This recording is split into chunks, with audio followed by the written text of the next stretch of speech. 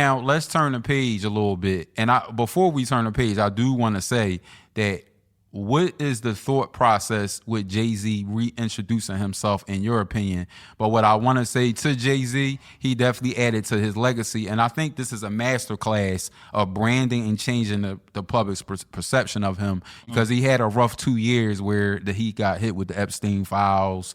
You know, it was all this talk about him messing with Aaliyah before Dame Dash. It was all this talk about him messing with chicks because they was trying to align his shit with Drizzy shit. And, you know, you can't align it, because I don't believe Drizzy is a and I don't really believe Jay-Z is a but it was stories that Jay-Z was a but I don't believe it. But I do believe that Jay-Z felt like his public perception and his legacy was being tarnished. This is why he took the way he did his thing, the pop-up shops, the shows, and then he got another show September 4th in London. What's your thought process? I think it's a masterclass in branding and legacy management.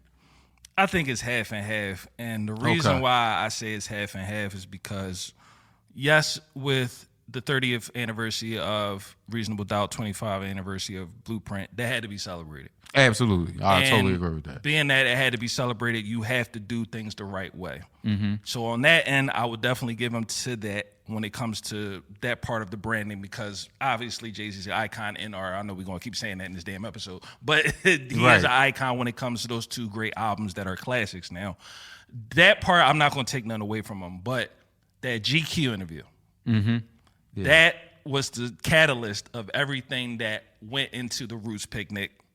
That is an L. I'm sorry. I'm not right. I can't give Jay-Z that. Right. That freestyle was an L. Right. When it got into that, Drewski making fun of him on the BET thing. Somebody look like Ice Cube. Drewski crazy, but he disrespected the Jackson family, and Janet wasn't feeling it. She no longer will attend the BET Awards. Shout out to Miss Jackson. I love you, baby. But go ahead. But yeah, so on that end, that's why I say half and half, because that Roots picnic, the GQ, it just was not working. It just at all. Right. It just, that part, it just wasn't working. The other part to me is, I said about the Roots, but it was another part.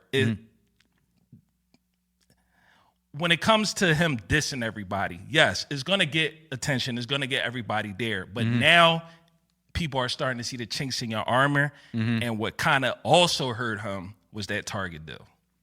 The Target deal came at, I understand, you want to maximize profit for the vinyl. Right. Vinyl made $1 billion last year. So I understand you're going to try to get your money with that. But it's bad, terrible timing now when it came to that Target deal. So one side, legacy, I understand and I agree with you, but I just felt like Hov just a little bit out of touch when it comes to that part. Okay. His team is too. Yeah. I don't think they care, to be honest. I don't think so either. I think that because he's so big that it's like, even down to the third show where everybody sat out in front of the stadium for hours and hours and he apologized to them. But it's just like, because he's so big, he can kind of like get away with stuff. And this goes to my next topic. And the question is, to me, or to the audience, or to everybody that's tuning, is Jay-Z one of the most protected rappers in music history? Most protected? Like, when he do fuck shit, he doesn't really get called out on it. And when he does get called out on it, it lasts for a time, and then it's like, all right back to scheduled programming, meaning it doesn't really tarnish anything. It's like he don't gotta hide. He don't gotta go away like Drizzy did. Like, once Kendrick said what he said, motherfucker was literally saying that nigga need to go away for a year until this shit die down. I don't think nothing that Jigga can do, even if it's true, will motherfucker say you gotta go away.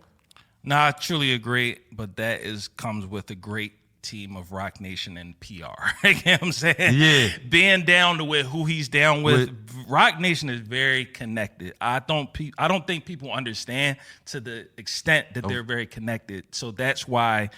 And when you own certain media and you have certain connections with, like, a Charlemagne the Guy, a DJ Envy, Breakfast Club is one of the biggest in New York, probably biggest in the country. So when you have those type of connections, so TV connections, all types of connections that Jay-Z has, That's why a lot of people will not go against him.